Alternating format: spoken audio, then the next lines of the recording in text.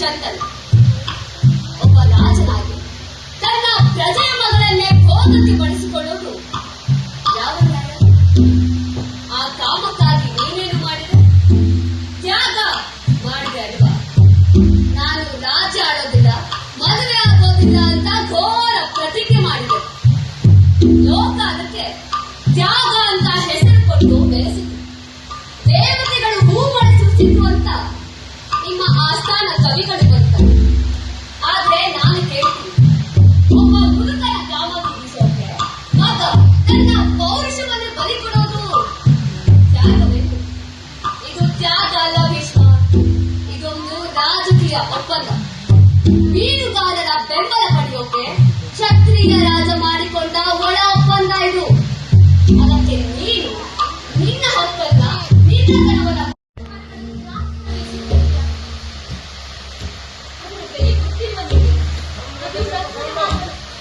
ಅರಸರು ಪ್ರೀತಿಯಿಂದ ಕೊಟ್ಟದ್ದು ಅದನ್ನ ಹಾಗೆ ಕಥೆಗಾಗಿ ಸೀತಾ ಇದೆಯಲ್ಲ. ಯಾರ ಪ್ರೀತಿ?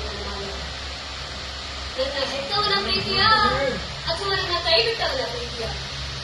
ಇದು ಹಾರ ಅಲ್ಲವನ ಮಾಲೆ, ಉರುಳು. ನನ್ನ ಹೆತ್ತ ಅಪ್ಪ ನನ್ನ ಕುರುಳಿಗೆ ಹಾಕಿದ ಹಗ್ಗ ಇದು. ನೀನು ನನ್ನ ಆಸ್ತಿ. ನಾನು ಸುಖವಾಗಿ ನಿಂತಿರಬಹುದು, ಆದರೆ ಇಂದಿಗೆ ಆ ನೆಮ್ಮದಿಯ ನಿದ್ರೆ ಮುಗಿಯಿತು. ನೀನು ಕಟ್ಟಿದ ಧರ್ಮದ ಕೋಟೆ, ನೀನು ನಂಬಿದ ಪ್ರತಿಜ್ಞೆಯ ಅಹಂಕಾರ ಎಲ್ಲವನ್ನ ಸುಡಲು ಬರುತ್ತಿದ್ದೇನೆ. ಈ ಮುಚ್ಚಿ ಕಾಡಿಗೆ ಹೋಗಿ ಬೆಂಕಿಯಲ್ಲಿ ಹಾರಿ ಸತ್ತು ಹೋಗ್ತಾಳೆ. ನನ್ನ ದಾರಿ ಮುಳ್ಳಿಲ್ಲದಂತೆ ಸಾಗ್ತದೆ ಅಂತ ನೀನು ಅಂದ್ಕೊಂಡಿದೀಯ.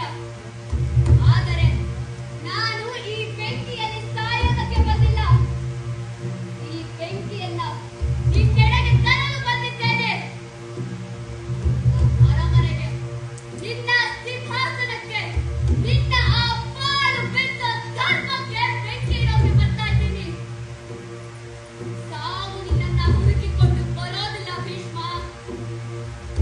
ಸಾವೇ ನಾನಾಗಿ ನಿನ್ನ ಮುಂದೆ ಬಂದು ನಿಲ್ತೀನಿ.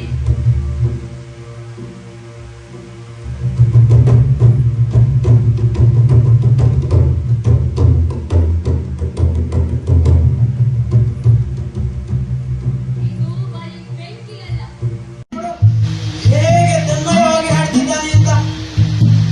ಈ ಹಾಡು ಕಾಡಿನಲ್ಲಿ ಪ್ರೇಕ್ಷಕರಿಲ್ಲದ ಜಾಗದಲ್ಲಿ ಇವನಿಗೆ ರಾಗದ ಹುಚ್ಚೇಕೆ? ಗುರುಕಿ. ಅವನಂತಿರೋ ಬೆಳಕಿನ ಪಸಿಯೂ ಇಲ್ಲ.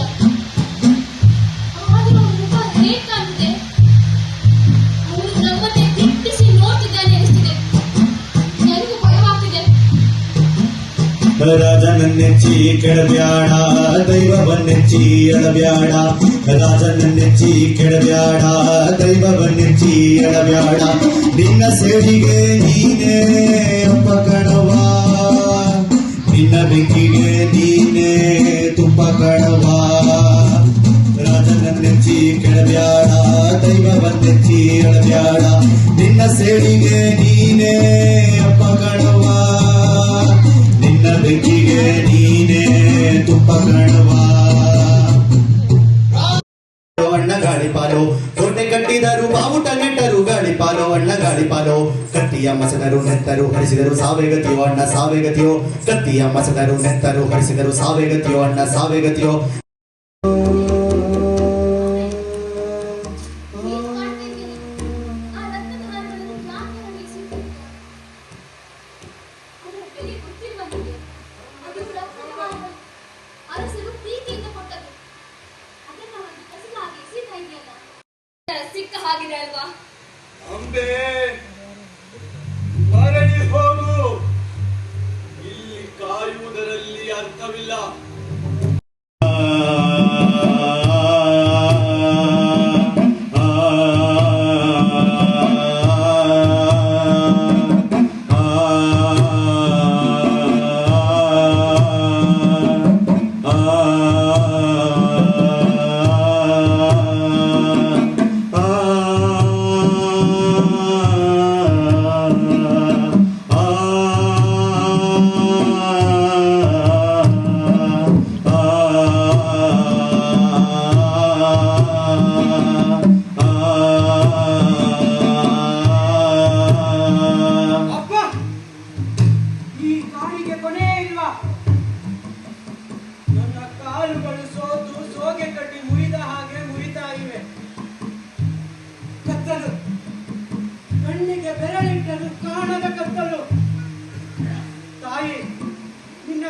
ತೀರಿಸಿಕೊಳ್ಳಬೇಕಿ ಹೊಟ್ಟೆಯಲ್ಲಿದೆ.